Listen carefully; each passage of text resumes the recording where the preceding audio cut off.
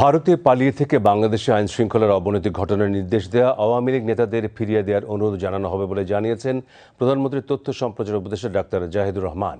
মঙ্গলবার সচিবালয়ে নিয়মিত সংবাদ সম্মেলনে তিনি বলেন, শেখ হাসিনা অডিও বার্তায় দেশ অস্থিতিশীল করতে অনেক নির্দেশনা দেন, তবে দেশের মানুষকে তার পরাজিত পালিয়ে যাওয়া মুখটা দেখাতে চান না। এক প্রশ্নের জবাবে তিনি বলেন, আওয়ামী লীগ আমলে পাচার হওয়া টাকা ফিরিয়ে আনতে চেষ্টা অব্যাহত থাকবে। এছাড়া আর যাতে টাকা পাচার না হয় সেদিকে লক্ষ্য রাখবে সরকার।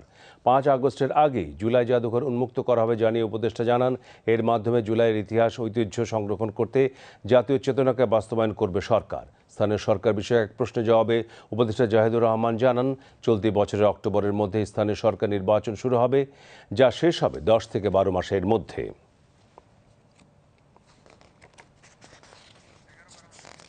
স্থানীয় সরকার নির্বাচনকে সামনে রেখে প্রাথমিক রোডম্যাপ প্রণয়ন করেছে নির্বাচন কমিশন। ইউনিয়ন পরিষদ, উপজেলা পরিষদ, পৌরসভা ও সিটি কর্পোরেশন নির্বাচনের জন্য পৃথক রোডম্যাপ করা হয়েছে।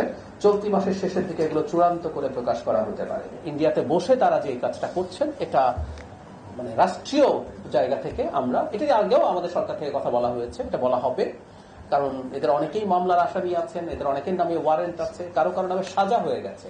সুতরাং তারা যেন ওখানে আমাদের কাছে হস্তান্তর, কথা বলা দূরে থাকুক, তাদেরকে তো আমাদের কাছে হস্তান্তর করারই কথা আছে। আমরা সেই জায়গা থেকে রাষ্ট্রীয়ভাবে এই কথা নিয়মিতভাবে বলা হচ্ছে, আমরা সেটা চালিয়ে যাবো।